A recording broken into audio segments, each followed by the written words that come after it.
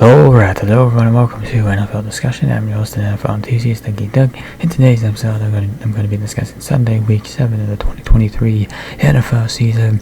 And on tap for today's episode, we have Buffalo Bills versus New England Patriots, Washington Commanders versus New York Giants, and Arizona Cardinals versus Seattle Seahawks. And with that, we're going to get right into the action, starting with the Buffalo Bills. And, well, they might have lost this game, but Dalton Kincaid was certainly a winner in terms of his performance in this game. Seems like Kincaid has found a place in this offense, and it's very fitting that on National Tight Ends Day, the Bills got to see the upside of their 25th overall draft pick in this year's draft, or in the last draft. While Josh Allen and company should be disappointed with the outcome of Sunday's game, they have the potential to get better and still be counted among the AFC's best. In order to do so, the entire team needs to start clicking on all cylinders. A boost from a talented young receiving threat is a good start. Kincaid didn't play last week while recovering from a concussion, but he cleared protocol measures on Wednesday and then proceeded to post a career high and team-leading 8 receptions for 75 yards. The Bills have weapons elsewhere that need to step up and play better overall. Even so, Kincaid adds another dynamic, and its increased usage will make the team more difficult to defend, which is absolutely vital when competing in the AFC East against the Miami Dolphins offense and the New York Jets defense. Speaking of AFC East, how about the New England Patriots? For one week at least, their offense has life.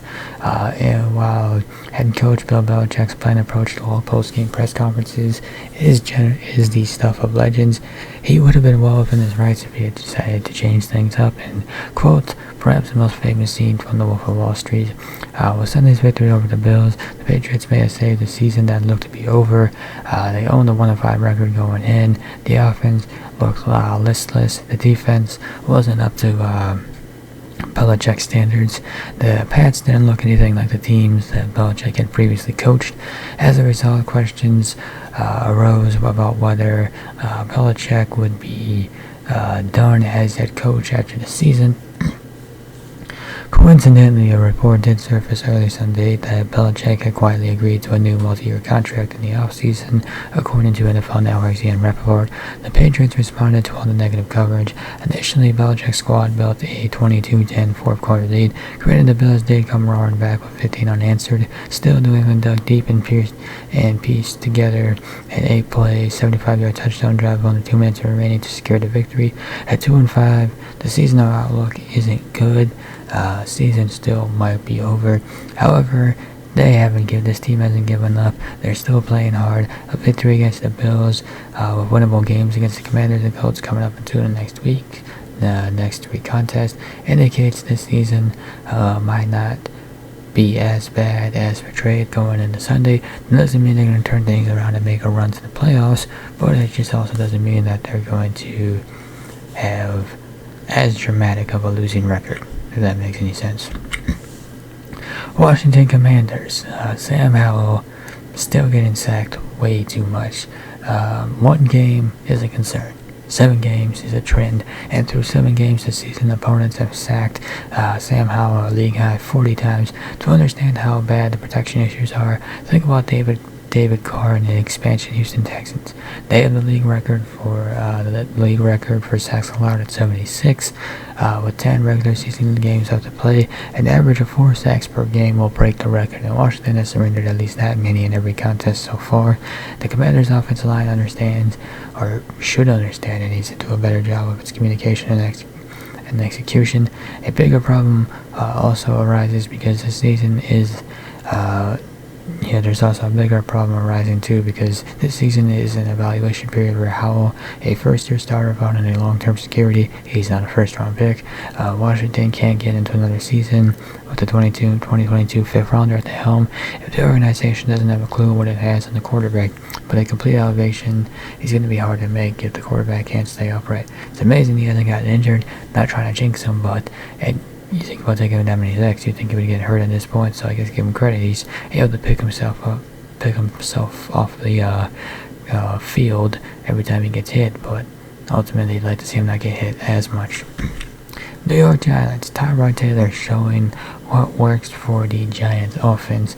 And the Giants offense showed some life in this game with Tyrod Taylor, their center. That doesn't mean a quarterback controversy should be brewing, but it's clear with Sunday's performance that veteran backup Tyrod Taylor provided a spark to an offense that, was previously listless.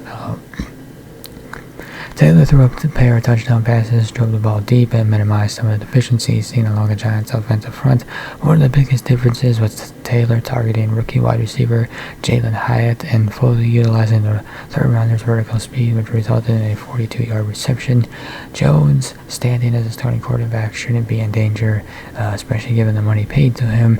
However, Jones should look at what Taylor did and try to implement that to help improve not only his performance, but the offense as a whole. So talk about showing what works. Basically, try to copy and paste what Taylor did, and then just do that, which might help turn things around for this Giants offense.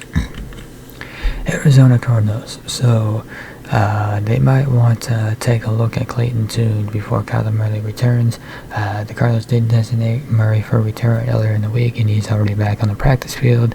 According to NFL Network's Ian Rappaport, Murray will play plenty as Arizona looks to elevate its quarterback room before the 2024 draft. You got a new coach, a new GM, and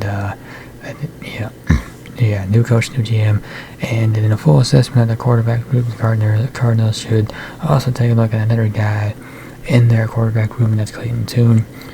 Maybe start him a couple games while Murray works his way back to game action.